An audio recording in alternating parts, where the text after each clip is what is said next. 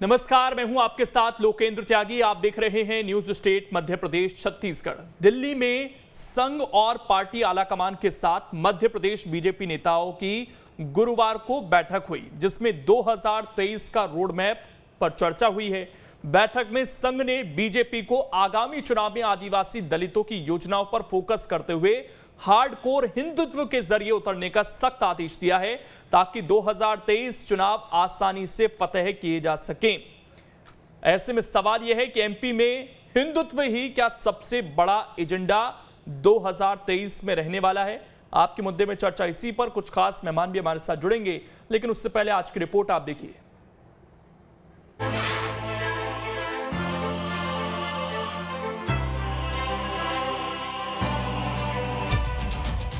दिल्ली में मंथन से निकला अमृत। 2023 के लिए बीजेपी का एजेंडा तय। 2023 में हिंदुत्व होगा बड़ा मुद्दा। दिल्ली में गुरुवार को मध्य प्रदेश बीजेपी नेताओं और पार्टी आलाकमान की संघ नेताओं के साथ 2023 चुनाव को लेकर चर्चा हुई।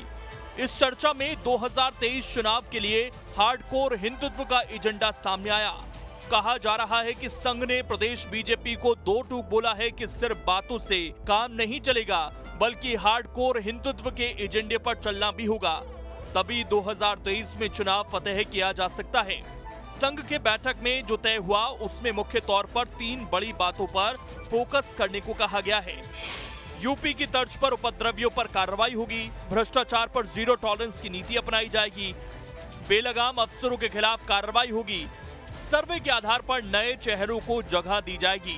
मतलब ये, अगर कहीं कोई पत्थरबाजी करता है तो उसके खिलाफ यूपी की तर्ज पर सख्त कार्रवाई होगी। जनप्रतिनिधियों की बातों की अनदेखी करने वाले अफसरों के खिलाफ कार्रवाई होगी। इसके साथ ही कैबिनेट में कुछ चेहरों की एंट्री भी हो सकती है। सवाल है कि आखिर बीजेपी हार्डकोर हिंदुत्व के एजेंडे पर क्यों चलना चाहती है, तो इसके कई कारण हैं। मसलन यूपी में हिंदुत्व का मॉडल सफल रहा। योगी ने आक्रामक नीति अपनाई थी, जिससे यूपी में बीजेपी को फायदा मिला। कमलनाथ सॉफ्ट हिंदुत्व के समर्थक रहे हैं। कमलनाथ सॉफ्ट हिंदुत्व के रोड मैप पर चल रहे हैं। ऐसे में ध्रुवीकरण की स्थिति शायद ही बन पाए। आक्रामक रुख रहेगा तभी ध्रुवीकरण हो सकता है, इसीलिए हार्डकोर हिंदुत्व पर चलने का फैसला लिया गया है। 2023 के मद्देनजर प्रदेश में संघ सक्रिय है। लगातार अलग अलग इलाकों में फीडबैक लिए जा रहे हैं। जो इनपुट मिल रहे हैं उसके मुताबिक सिर्फ विकास के मुद्दे पर चुनाव जीतना संभव नहीं। ऐसे में एक सख्त और अलग रवैया अख्तियार करना होगा, जिससे कि पूरे प्रदेश में बीजेपी के पक्ष में माहौल बन सके। जाहिर है कि वो हिंदुत्व के एजेंडे और भ्रष्टाचार के खिलाफ बड़ी कार्रवाई से ही बन सकता है। इसीलिए संघ ने संगठन को इन बातों की तरफ आगाह किया है। Team news state.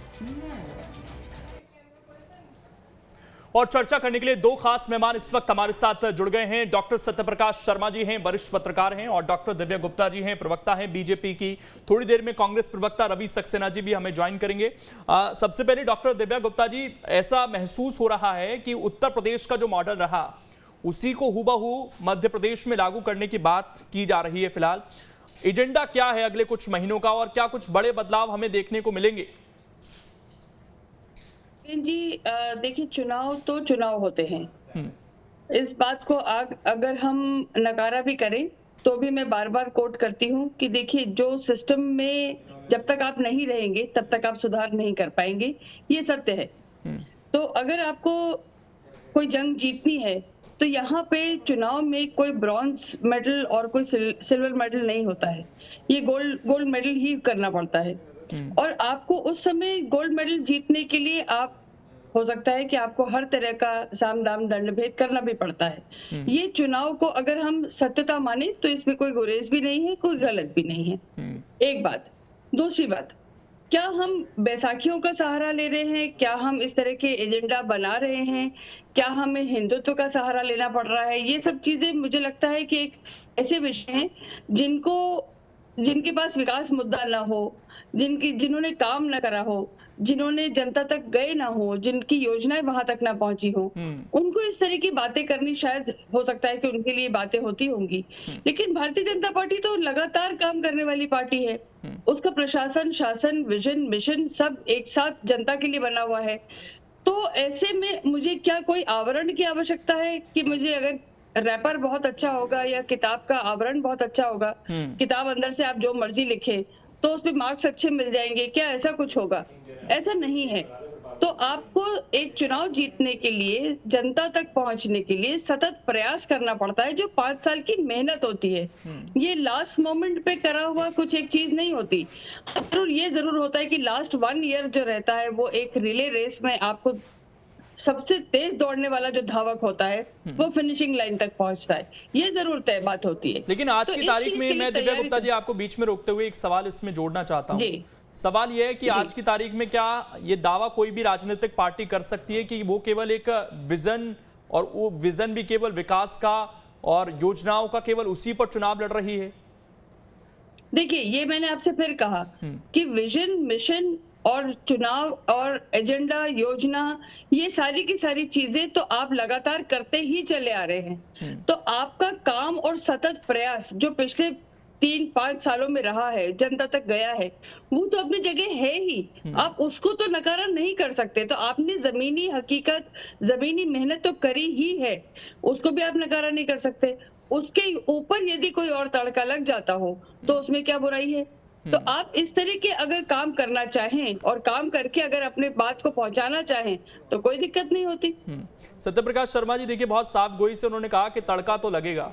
अब वो तड़का क्या हिंदुत्व का ही है, और क्या अब सभी राजनीतिक पार्टियों के लिए तड़का हिंदुत्व का ही है? क्योंकि कांग्रेस भी इसी रेस में शामिल होना चाहती है। सर जी जी, देखिए लोकेन जी, आपका सवाल बहुत अच्छा है। देखिए, भाजपा की 1980 में जब जन्म हुआ, उस समय से अभी तक थोड़ा सा अगर अपन सोचते हैं तो ये पाते हैं कि 80 में भाजपा का जन्म, 84 में 2 सीट्स, 89 में 89 सीट्स, 98 सीट्स, और इसके बाद 182 और फिर एकदम 2014 में एक इतनी बड़ी लीड भाजपा ने ली। उसके पीछे कारण क्या रहा? पहले अटल जी जैसे लीडर होते थे, वो हार्डकोर हिंदुत्व को नहीं मानते थे। जब 1990 में एल के आडवाणी जी ने जब रामरथ यात्रा निकाली, तो रामरथ यात्रा का असर ये हुआ कि 91 में भाजपा 98 पर पहुंच गई। यानी कहीं ना कहीं भाजपा ने ये गुर सीखा कि जब जब हम हिंदुत्व की बात करते हैं, हमारी पार्टी को एक मैंडेट नहीं मिलता तो एक हमें बड़ी बढ़त जरूर मिलती है। ठीक वैसे ही 2014 में ये चीज बहुत आगे चली गई, क्योंकि नरेंद्र मोदी जैसे लीडर जो हिंदुत्व की नब्ज को समझते हो, किस प्रकार से हिंदुत्व को मूव करना है ये भी वो जानते हैं। 2014 में विकास के साथ साथ हिंदुत्व का भी पुट दिया गया, और उस पुट ने कहीं ना कहीं भाजपा को सत्ता में लाने का काम किया। भाजपा सत्ता में आई, और आपने 2014 ये पक्की बात है कि उस समय 2014 में अगर भाजपा को इस पर बहुमत नहीं मिलता तो पार्टी के अंदर खानों में एक बात जरूर चलती थी। तो फिर प्रोजेक्टेड पीएम से भले ही नरेंद्र मोदी नहीं होंगे, तो दूसरे नंबर पर मध्य प्रदेश के सीएम शिवराज सिंह चौहान को माना जाता था, क्योंकि ये माना जाता था कि वो अटल जी की आइडियोलॉजी के फॉलोअर हैं, और वो उनको वो पॉलिटिकल पार्टी जो हार्डकोर हिंदुत्व के साथ नहीं जाना चाहती है, वो कहीं ना कहीं शिवराज सिंह के साथ चली जाएंगी। लेकिन 2022 के यूपी इलेक्शंस ने पूरी तस्वीर ही बदल दी शिवराज सिंह चौहान की, क्योंकि 2022 में 35 साल बाद किसी पार्टी ने रिपीट किया है, वो योगी आदित्यनाथ की लीडरशिप में भाजपा ने उत्तर प्रदेश में करके दिखाया। आज कहीं ना कहीं भाजपा मध्य प्रदेश में 2018 की इबादत को ना लिखना पड़े, इबादत को ना लिखना पड़े, इसलिए पार्टी लीडर या बिहाइंड दी कर्टेन आप जानते हैं कि चाहे संघ रहा, चाहे जनसंघ रहा हो या भाजपा हो, उसके पीछे आरएसएस ही काम करती है, क्योंकि पॉलिटिकल आउटफिट तो यही रहे हैं आरएसएस के। तो वो कहीं ना कहीं पार्टी को सभी राज्यों में, ना केवल मध्य प्रदेश, मुझे तो लगता है छत्तीसगढ़, मध्य प्रदेश, हिमाचल प्रदेश या अन्य जो राज्य हैं जहां जहां 2023 में इलेक्शन होंगे, वहां भाजपा कहीं ना कहीं हार्डकोर हिंदुत्व की राह पर चलेगी, क्योंकि शिवराज सिंह चौहान की जो चाल दिख रही है वो कहीं ना कहीं अब उसी तरफ। ठीक, दिव्या गुप्ता जी इस पर रिएक्ट करना चाहती हैं सत्यप्रकाश जी। दिव्या गुप्ता जी, एक तो ये कि बीजेपी के पास तो विनिंग फॉर्मूला था, तो इस बार ये चेंज क्यों करना पड़ रहा है? खासकर मैं मध्य प्रदेश की बात कर रहा हूँ, क्योंकि एक बड़े मैंडेट के साथ आप 2018 में जीतते हैं, 2013 में जीतते हैं, उसके पहले भी 2003 में जीतते हैं। तो यहाँ पर एकदम से इस तरह का बदलाव क्यों? 2018 में ऐसा क्या हो गया, जबकि आप लोग तो ये कहते हैं कि हमारा वोट परसेंटेज उस वक्त भी अच्छा खासा था, तो इतना उथल पुथल मध्य प्रदेश में क्यों है कि इतना बड़ा ड्रास्टिक चेंज एकदम देखने को मिल रहा है? पूरी छवि सरकार की दूसरी तरह की बनाने की कोशिश की जा रही है। और इसमें मैं एक सवाल ये जोड़ देता हूं कि क्या इस तरह के जो एजेंडे हैं, इससे जो हमारा सामाजिक ताना बाना है उस पर असर नहीं पड़ता? क्योंकि बीजेपी के कई नेता ऐसे हैं जो खुलकर अपनी बात रखते हैं और उन पर अक्सर विवाद होता है। उसमें कई ऐसे नेता, गिरिराज सिंह हों, साध्वी प्रज्ञा ठाकुर हों, उससे आपको नहीं लगता कि समाज में जो हमारा ताना बाना है उसको ठेस पहुंचती है? दूसरी तरफ भी हैं ऐसे नेता, लेकिन मैं, क्योंकि आप बीजेपी के प्रवक्ता हैं, इसलिए बीजेपी नेताओं का नाम आपसे लिया। लोकेश जी, एक तो माननीय सत्यप्रकाश जी को मैं थोड़ा सा सर मैं आपसे निवेदन करना चाहूंगी। हम बार बार एक टर्म यूज कर रहे हैं, हार्ड कोर हिंदुत्व। सर ऐसा है कि भारतीय जनता पार्टी का तो हमेशा से हिंदुत्व का अपना एक सोच, आइडियोलॉजी तो रही ही है, हम इसको डिनाई नहीं कर सकते हैं।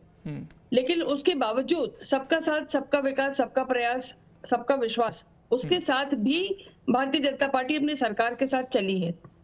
कभी भी किसी के साथ भेदभाव करना तो हमने ना सीखा, ना हमने जाना, ना हमने करा। लेकिन आप एक बात स्पष्ट है कि हार्डकोर ना होते हुए अपनी आइडियोलॉजी के पथ पर चलते रहने में कोई बुराई नहीं है। एक बात, कांग्रेस की प्रॉब्लम यह है कि उनको वही कंफ्यूजन व्याप्त है उन पर, क्योंकि उनको ये समझ में नहीं आता है कि वो सेक्युलर रहना पसंद करेंगे, क्योंकि अब उनको ये समझ में आया है कि जो मुस्लिम वोट है वो भी उनका सरकता हुआ बेस है, क्योंकि बेस वहां से सरक रहा है। अब उनको भी विश्वास नहीं रहा कांग्रेस पर, तो सॉफ्ट हिंदुत्व की तरफ आ रहे हैं। तो ना इधर के रहे, ना उधर के रहे, ना मौला मिले ना राम, तो ये वो वाली स्थिति हो गई। तो अब क्योंकि कांग्रेस के साथ ये द्वंद है, उनका ये सारे का सारा कंफ्यूजन है। लेकिन एक बात तय है कि भारतीय जनता पार्टी हिंदुत्व की पार्टी थी। वो अपनी आइडियोलॉजी के साथ कभी उसने ना गुरेज करा, ना कभी इस चीज को छुपाया, ना कभी इस चीज का कोई और उसको कोई लामा जामा पहनाने की भी कोशिश करी। उसके बावजूद, हिंदुत्व होने के बावजूद उन्होंने कभी भी किसी के साथ भेदभाव नहीं करा, ये बात तय है। तो एक तो ये बात हो गई।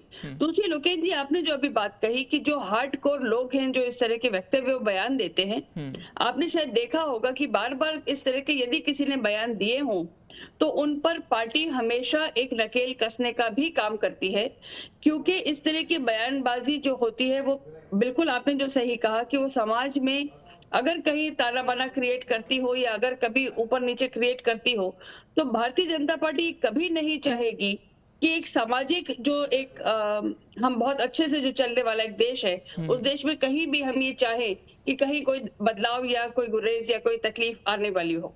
तीसरी बात में बहुत इंपॉर्टेंट बात बार बार एक कहना चाहती हूँ कि हम लोग ये बोलते हैं कि हमारी गंगा जमनी तहजीब है और उस गंगा जमनी तहजीब में हम लोग सब रहते आए हैं।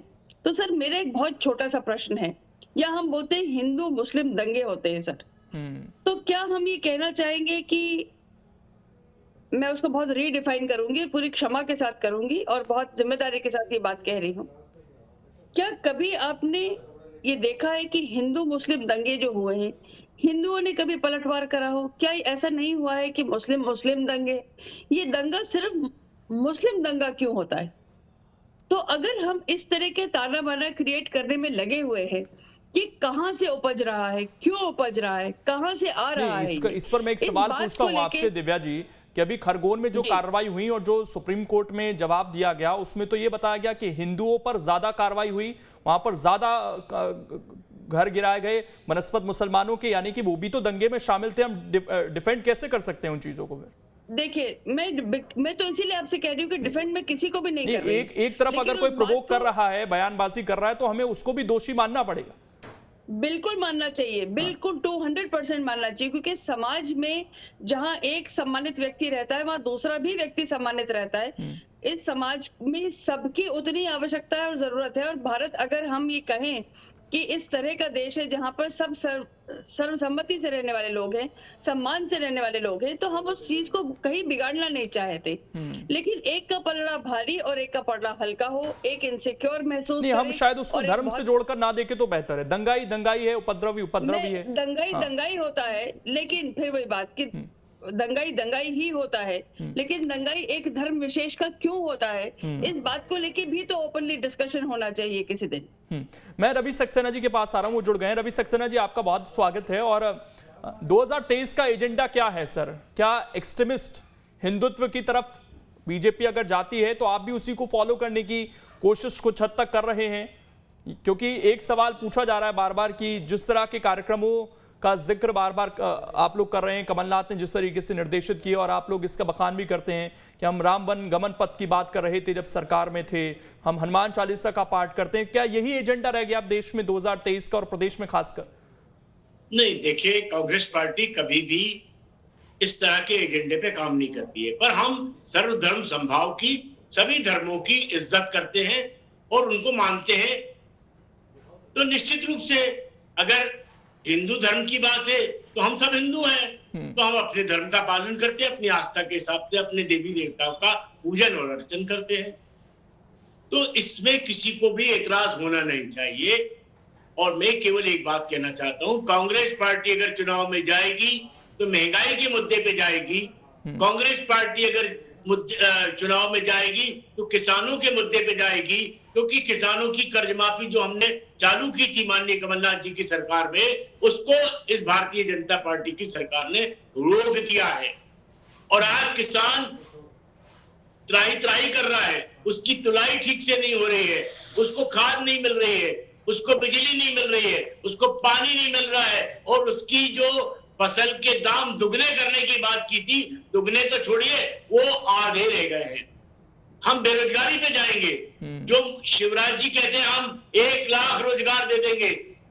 कल ही माननीय कमलनाथ जी ने चैलेंज किया है कि आप झूठ मत बोलिए, आप बताइए, आप लिस्ट जारी कीजिए, जैसे हमने किसानों की कर्ज माफी पे अपनी लिस्ट जारी की थी, पेन ड्राइव दी थी, एक एक किसान से आप बात कर लीजिए। भारतीय जनता पार्टी के जो पदाधिकारी हैं उनके भी हमने कर्ज माफ किए थे, उन किसानों के भी हमने कर्ज माफ किए थे। इवन कृषि मंत्री जो कमल पटेल हैं, उनके परिवार के लोगों के हमने कर्ज माफ किए थे। रवि सक्सेना जी, इसमें मैं 2 सवाल जोड़ता हूं, दोनों का जवाब दीजिएगा आप कि इन सब मुद्दों को लेकर जाएंगे तो फौरी राहत देंगे कुछ किसानों को, क्योंकि 15 महीने में आप सभी किसानों का कर्ज माफ नहीं कर पाए, पहली बात। अब किसान आपके लिए 5 साल तो इंतजार करेगा नहीं सर। दूसरा, आप महंगाई का जिक्र करते हैं तो सरकार के हाथ में है क्या? राज्य सरकार के हाथ में। छत्तीसगढ़ के मुख्यमंत्री रोज शिकायत कर रहे हैं कि हम वैट कैसे कम कर दें, तो आप क्या राहत दे सकते हैं स्टेट में रहते हुए? तीसरा सवाल ये कि टेम्पल रन तो शुरू नहीं होगा फिर, अगर धर्म निजी मामला है तो निजी पूजा पाठ करें, फिर उसको ये दिखावा क्यों ज्यादा कि हमने टीका लगाया हुआ है या हमने टेम्पल रन हमारा चल रहा है, फिर उसको अपने निजी कार्यक्रम रखिए। फिर इस तरह की क्यों बताया जाता है कि छिंदवाड़ा में हमने हनुमान मंदिर बना दिया? आप भी तो उसको प्रचारित करते हैं ना उस तरीके से। देखिए, मैं आपको एक बात कहना चाहता हूं। सबसे पहला सवाल आपका कि किसानों की कर्ज माफी, विधानसभा में कृषि मंत्री ने स्वयं स्वीकार किया है कि कांग्रेस पार्टी की सरकार ने 27 लाख किसानों का कर्जा माफ किया। हमारी सरकार 5 साल के लिए आई थी, गद्दारों के दम पर हमारी सरकार को गिरा दिया गया, और ये वो सरकार को गिराया जो जनमत से आई थी, जो जनता ने भारतीय जनता पार्टी को बाहर का रास्ता दिखाया था। इन्होंने छल से, कपट से, गद्दारों के दम पर जनतंत्र की हत्या की और सरकार में वापस आ गए। हम 5 साल में पूरे किसानों का कर्जा माफ कर देते। वो तब तक डिफॉल्टर हो जाते सर, 5 साल इंतजार करते रहते, कर्जा माफ होगा, डिफॉल्टर हो गए कितने किसान? कोई डिफॉल्टर नहीं हुआ है, ये भारतीय जनता पार्टी अगर ब्याज नहीं चुकाएंगे तो डिफॉल्टर ही होंगे ना सर। कितने साल रुकेंगे? 5 साल तक इंतजार करते रहेंगे? नहीं, हमने उन सबका तो पहले किसान का कर्जा माफ किया है। आपको मालूम नहीं है, आप लोग को आधी अधूरी जानकारियां रहती है। अरे आप पूरी कर दीजिए सर, मैं तो जानकारी बढ़ाने बैठता हूँ हमेशा डिबेट में। नहीं, कोई दिक्कत नहीं, समझा रहा हूँ। हमने जो क्रमबद्ध जो है किसानों का कर्जा माफी किया था, आप मेरी ये जानकारी पूरी कर दीजिए रवि सक्सेना जी, क्या सारे किसानों का कर्जा माफ कर दिया था आपने? सुन लीजिए, 27 लाख किसानों का 15 महीने में किसानों का कर्जा माफ और जिनके रह गए सर, जिनके रह गए, जिन्होंने नहीं चुकाया, उनके लिए क्या बंदोबस्त था वो डिफॉल्टर हो जाए? उनके लिए तो जिम्मेदार है भारतीय जनता पार्टी की शिवराज सरकार, जिसने कि उनकी छाती में पीठ में छुरा भोंक दिया, गद्दारों के दम पे हमारी सरकार को गिरा दिया, जो कि इनको किसानों की कर्ज माफी रास नहीं आ रही थी। ये लगातार झूठ बोल रहे थे। हमने तो इनको पेन ड्राइव से चलिए लेके हर चीज दिया। दूसरे सवाल पर आते हैं। इसका तो आपने दूसरा बता दिया कि हम 5 साल में माफ करेंगे, महंगाई कैसे कम करेंगे और उसका कोई मॉडल है? दूसरा हमारा मॉडल है हाँ। कि हम किसान जो युवा हैं, जो बेरोजगार हैं, हाँ। उनको हम रोजगार मुहैया कराने के लिए पूरा काम करेंगे। उससे महंगाई कैसे कम होगी? महंगाई कैसे कम? कमलनाथ जी ने और हमारी सरकार ने कहा था कि जो भी उद्योग मध्य प्रदेश में लगेंगे उसमें 70% जो नौकरियां हैं वो युवाओं को दी जाएगी, और जो मध्य प्रदेश में युवा जो सरकारी नौकरियां हैं उसमें हम भर्ती चालू करेंगे। ये चलन शुरू हो जाएगा ना सर, तो मध्य प्रदेश के लोगों को कोई नौकरी नहीं करने देगा, फिर वो भी कहेंगे हम तो उत्तर प्रदेश के हैं, यूपी में ही करने देंगे। अब देश में भी इस तरह नहीं, ऐसा नहीं है, ऐसा नहीं होता है। इनकी तरह हमने व्यापम में जो है नौकरियों को बेचा नहीं है। इससे मध्य प्रदेश के जो मेरिट पर है उसको नौकरी दीजिए, ठीक। महंगाई कम हो सकती है कि मेरे पास समय थोड़ा सा कम है, अगर पॉइंट टू पॉइंट जवाब है, उसका कोई मॉडल है सर आपके पास? हाँ बिल्कुल है। हमने आपको कहा मध्य प्रदेश में जितनी भी सरकारी नौकरियां हैं उन सब पर वैट जीरो कर देंगे क्या सरकार आने के बाद? आप लोगों के हाथ में वैट रहेगा अगर सरकार में आ जाते हैं, जीरो करेंगे क्या आप लोग? बिल्कुल, हम अपने युवाओं को नौकरी देंगे और जो भी उद्योग लगेंगे उनमें 70% नौकरियां मध्य प्रदेश के युवाओं को दी जाए, ये भी सुनिश्चित करेंगे। 5 साल के अंदर आते ही वो भी क्लियर करते आते ही ये काम करेंगे और हमने कर दिया था। सत्यप्रकाश जी पहले 1 मिनट सर, अब मैं आ रहा हूँ, बहुत देर आपसे डिस्कशन हो गई। सत्यप्रकाश जी, एक दौर था सर जब कास्ट पॉलिटिक्स, मंडल कमंडल, इन सब चीजों का जिक्र होता था। आज की तारीख में क्या वो शिफ्ट होकर धार्मिक स्तर पर पहुंच गया है? और क्या ये जो बात कर रहे हैं रवि सक्सेना जी, ये कितना बड़ा इंपैक्ट डाल पाते हैं? क्योंकि महंगाई है, उसके बावजूद 4 राज्यों में बीजेपी की सरकार बन गई। देखिए लोकेश जी, बिल्कुल बहुत अच्छा सवाल की ओर आप ले जा रहे हैं डिबेट को। देखिए, आपने देखा होगा, आप भी इतनी उम्र के हो चुके हैं, हम लोगों ने भी काफी समय जीवन का बिता लिया है। पहले जो पॉलिटिकल पार्टीज होती थी, चाहे अपोजिशन हो या रूलिंग पार्टी हो, इलेक्शन में जाने से पहले अपने वो संगठन को तैयार करती, साथ ही अपोजिशन सरकार के पहलुओं और सरकार अपनी डेवलपमेंट को सामने जनता के लाती थी और उस आधार पर दोनों पॉलिटिकल पार्टी वोट मांगती थी। लेकिन आज हम देख रहे हैं कि विकास मुद्दा जा रहा है। जब मैंने कहा कि मंडल कमीशन का जब बात की, वो मंडल कमीशन उस समय का था जब आपको पता होगा कि बीजेपी अपने फुल फॉर्म में नहीं आई। बीजेपी जब से ताकत में आई, तब से दिव्या जी की बात पर मैं थोड़ा सा पोलाइटली जवाब देना चाहता हूँ। दिव्या जी, ये बात निश्चित है कि सॉफ्ट हिंदुत्व, हार्ड हिंदुत्व, इस सभी में अलग अलग अंतर है। लेकिन आप जो कह रहे हैं कि हमारी पार्टी हार्डकोर हिंदुत्व की तरफ नहीं जाती है, आप ऐसा क्यों कह रहे हैं? हार्डकोर हिंदुत्व यही होता है कि हम जानते हैं जो 70% से अधिक लोग जिस आइडियोलॉजी को पसंद करते हैं, भाजपा उसको फोकस कर रही है और उसी के कारण भाजपा ने ये मुकाम हासिल किया है। ठीक सर, मैं रोक रहा हूँ सत्यप्रकाश जी, समय नहीं है इसलिए माफी के साथ मैं रोक रहा हूँ। आप सभी का शुक्रिया जुड़ने के लिए और इस डिबेट का हिस्सा बनने के लिए। तो 2023 में क्या एजेंडा रहेगा, क्या इसी तरफ दोनों ही पार्टियां बढ़ती हुई नजर आ रही हैं? विकास के मुद्दे कितने हावी रहेंगे, महंगाई कितनी हावी रहेगी, ये जनता को तय करना है। छोटा सा ब्रेक, खबरें लगातार जारी हैं।